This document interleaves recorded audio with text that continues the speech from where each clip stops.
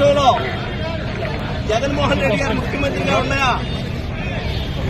2019, 2020 Covid అనుభవంతో 2020-2021లో ఈ రాష్ట్రంలో విద్యా వైద్యం అనేటువంటి పేదవాడికి అందాలి అనేటువంటి దానితోటి 17 మెడికల్ కాలేజీలని రాష్ట్రంలో ప్రతి జిల్లాకు మెడికల్ కాలేజీ ఉండాలనేటువంటి ఏర్పాట్లు చేస్తే ఈ కూటమి ప్రభుత్వం వచ్చి రోజుని అమ్ముకు తినడానికి లక్షల కోట్లు విలువ చేసేటువంటి ప్రభుత్వ ఆస్తుల్ని పేదవాడికి చదవాల్సినటువంటి విద్యని ఎవరికో తారాదత్తం చేయడానికి మీ తాబేదానికి కట్టబెట్టడానికి దోసి తింటానికి చేసినటువంటి ప్రయత్నాన్ని జగన్మోహన్ రెడ్డి గారు తప్పనిసరిగా ఆయన పిలుపు మేరకు రాష్ట్రం అంతా కూడా ఇంత పెద్ద ఎత్తున ఇది ఒక చారిత్రాత్మకమైనటువంటి రోజు. ఈ రోజు కోట్ల మంది సంతకాలు సేకరించినటువంటి దాంట్లో ఎక్కడా కూడా డూప్లికేషన్ లేవు.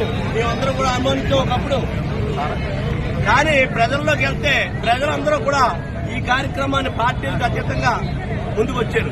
ముందుకొచ్చి 1 కోటి మంది సంతకాలు చేసినటువంటి ప్రజల్ని ఈ రోజుని రాష్ట్రానికి తీసుకెళ్లి జగన్మోహన్ రెడ్డి గారి నాయకత్వంలో, మా నాయకుడి నాయకత్వంలో మరి గవర్నర్ గారికి ఇచ్చి ఈ ప్రభుత్వం మెడలు వంచైనా సరే విద్యా వైద్యం అనేటువంటిది ప్రైవేటీకరణ చేయకుండా ప్రభుత్వం నిర్వహించాలి. ప్రభుత్వం యొక్క బాధ్యత పేదవాడికి విద్యా వైద్యం అనేటువంటి ఈ బాధ్యతలు విస్మరించి వీటిని అమ్ముకు తినేటువంటి కార్యక్రమం ఏదైతే చేస్తున్నారో దీన్ని జగన్మోహన్ రెడ్డి గారి నాయకత్వంలో తప్పనిసరిగా అడ్డుకుంటాం.